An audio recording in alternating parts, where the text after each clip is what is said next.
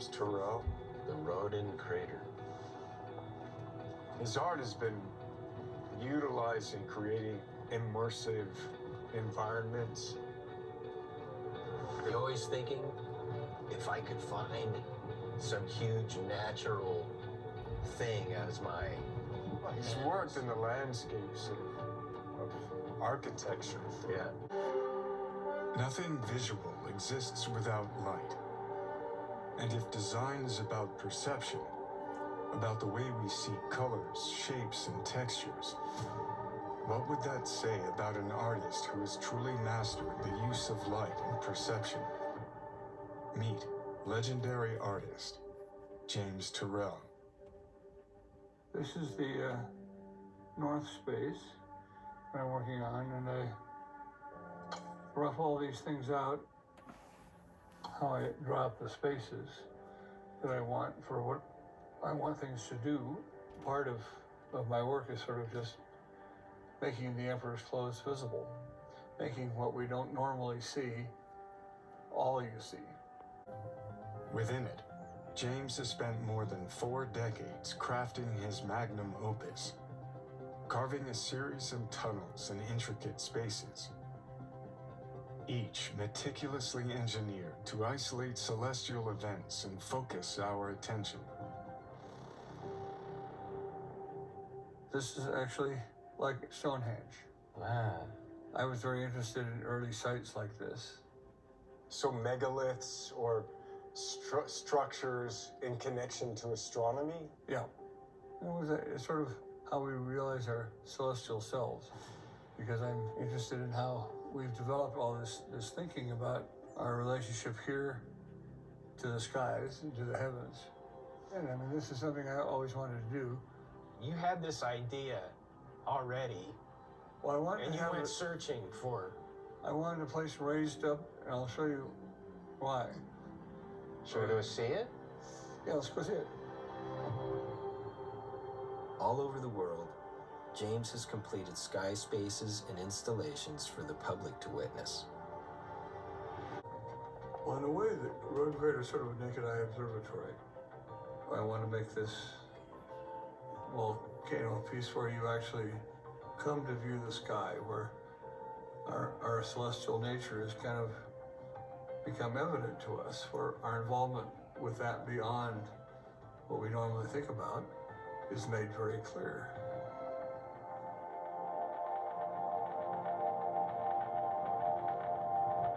Each space within the Rodin Crater is intended to isolate our focus on a singular concept.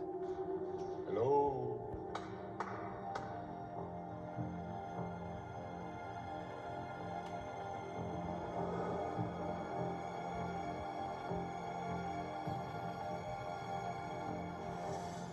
Is there a place where people should start, or this is just discover whatever and however you'd like?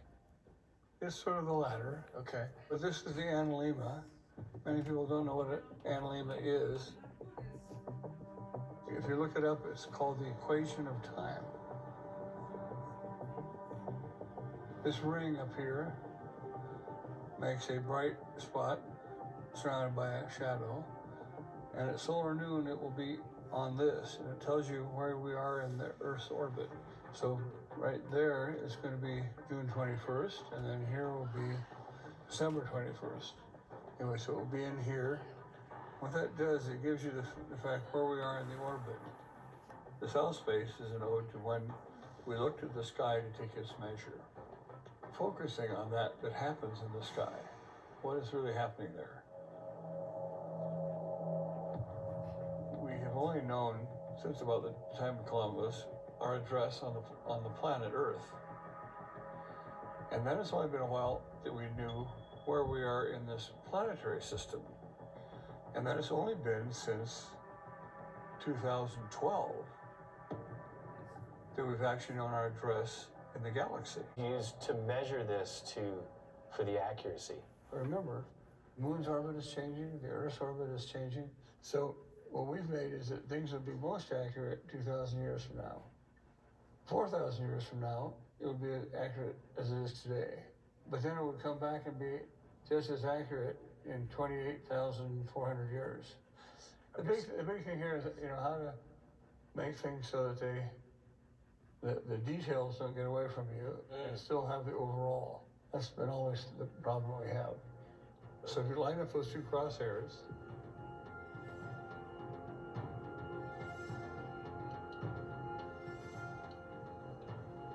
you are now looking exactly on the axis of rotation of Earth. In 24 hours, we do go 25,000 miles, so we're going about 1,100 miles an hour. Is there a seatbelt? Strap yourself in. Strap in.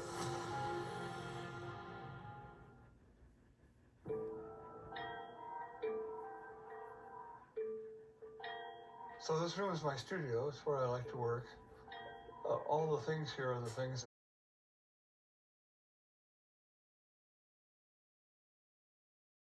for discovery. I don't like to actually be there when other people are looking because somehow I confuse that.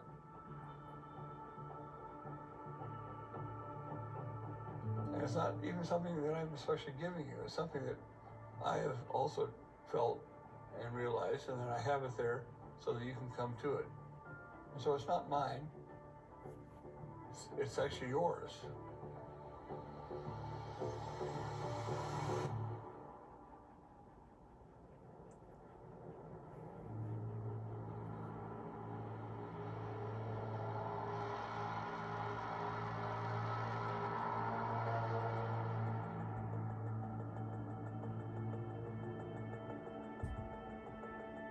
Nice place with like perceptions. Yeah.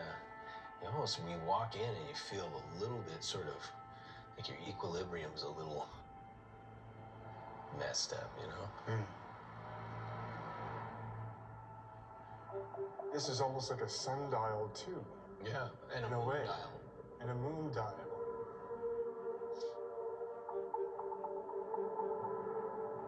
When the sun passes over the rim of the Rodin crater in the Arizona desert, its light streams into a chamber James Turrell created, down an 850-foot tunnel, refracting through a 6-foot lens to project an image onto a disk of white marble below. The sun and moon space. That's the one place in the crater where you'll see from the dawn and you'll see from the sunset on opposite sides of the same stone. A lot of people forget that the moon is up half the time of the day, half the time of the night. We just think about it being there in the night. So we'll be able to see very clear moon rises and moon sets in that one space there.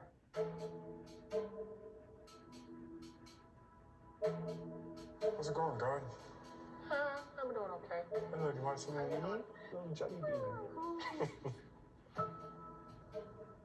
I mean, I like the interrelationships of everything, the connectiveness, the scale and proportion of the dome to the floor to the projection wall. The craft is bringing such an intimacy experience, these objects that are so far away. The construction, the mechanic brings it in so that you can, I know it's obvious, it's like a telescope. That's what a telescope does, or a microscope, but It's impressive. so much of this construction is thinking about events. It's like, this is a birthing canal, Yeah, it is. It's like walk to the light, it's like going to heaven. An interesting feeling of sort of being below the opening, and as we're actually ascending, I feel like we are moving up into the tube. Yeah. When you walk up that tunnel, you're walking up 141 feet. So that's a 14-story walk up. But because it's a ramp, you don't feel it. I wanted people to feel we are really a stream of souls going up and down between earth and heaven, and this idea of resurrection and death and rebirth, all of that. Now look what we got here. It's turning into an oval, an elliptical shape, huh? It looked like it was perfectly round back there, huh? Yeah. Oh my God, it's like such a huge oval. When did it grow? That's just crazy. Your perspective can change. Yeah. Things don't always appear how they seem. And now these stairs make sense. Stairway to heaven. And that's why you have the golden stairs, which are bronze, into the light. That sounds really simplistic, but you know, we are simple people. And artists in particular are simple people. Oh no, now it's gone from vertical to horizontal. I mean, it's almost just a little slit now. It's a slit in the wall. What's going on in this crazy fun house? Where are the clowns? This is a fun house. It's kind of a dance of a fun house. It's like just revealing the fun house of nature. It's nature's big kid fun house. It's a big, look at this. Now it's the keyhole. You can't see That's down. not round anymore either. That's not round anymore. So many mechanical aspects of perspective which turn into metaphor. Which then, with the questioning of the metaphor of the story, enriches our lives. So you'll be looking at the sky through the aperture of the crater's eye. So it gathers the light. In other words, it makes the light much more intense. I have sat in that crater's eye a few times, and it's amazing how different it is each time. Wow. It's an Eve Klein blue polka dot on the ceiling. There is a circular aperture, and it's a rounded space. And as the sun goes down, the sky color changes. And I'm looking through the space and thinking something that's beyond this world.